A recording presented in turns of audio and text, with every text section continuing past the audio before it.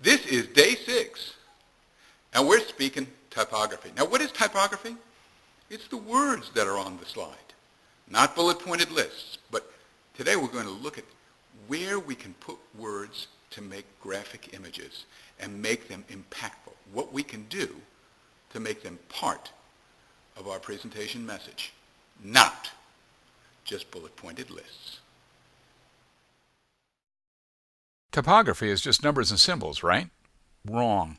Typography, or the fonts that you use, all have a specific personality that need to be matched to your message and to your design. During this PowerPoint presentation, we'll learn some aspects of designing with typography. Don't go overboard when working with word art. If we want to use a font or a typography to combine with our message, we need to keep it simple. Word art, we have a tendency to go beyond the simple. As a former marching band director, I'm familiar with Zildjian. Zildjian is a symbol company. Zildjian uses that font on all of its branding material. That text is a graphic. When using text, try to make graphics out of text, not just blocks of text to transfer information. Here's a major problem that people have when they design PowerPoints. They put all the text on one slide, or try to. And this is a common mistake. People tend to put every word they are planning to say on their PowerPoint slides. Although this eliminates the need to memorize your talk, ultimately, this makes your slides overcrowded, wordy, and boring. You will lose your audience's attention before you even reach the bottom of your first slide. Here's a problem we all face when it comes to dealing with text, and not necessarily just in PowerPoint. Many people do not run spell check. Big mistake. Nothing makes you look less credible than spelling errors. If it's got a red line under it, recheck the spelling. Here's another reason why people try to avoid having bullet points. Avoid excessive bullet pointing. Only bullet key points.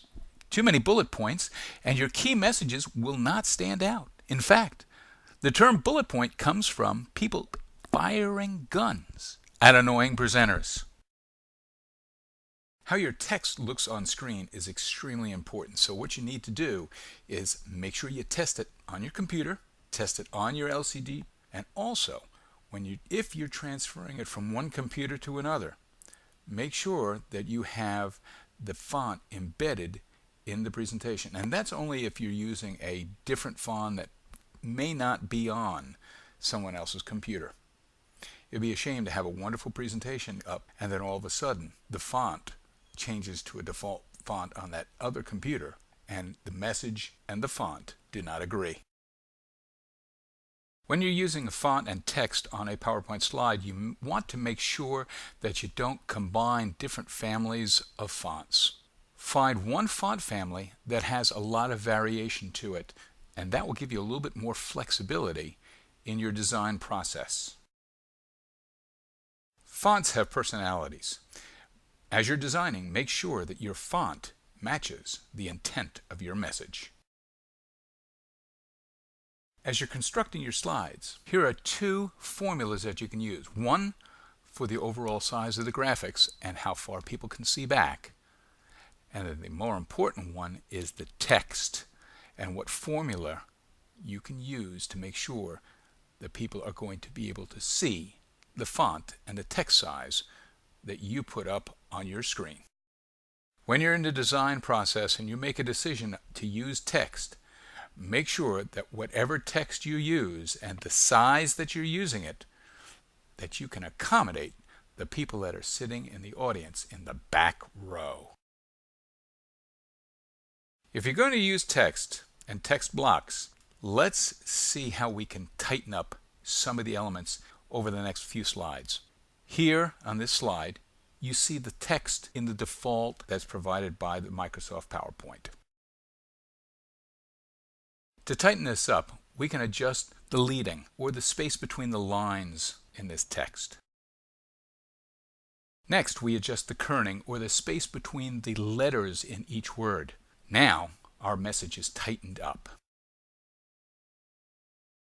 It's extremely important to make text an element of design in a PowerPoint slide, because if we don't make it interesting, we'll never pay attention to it, because we don't pay attention to boring things.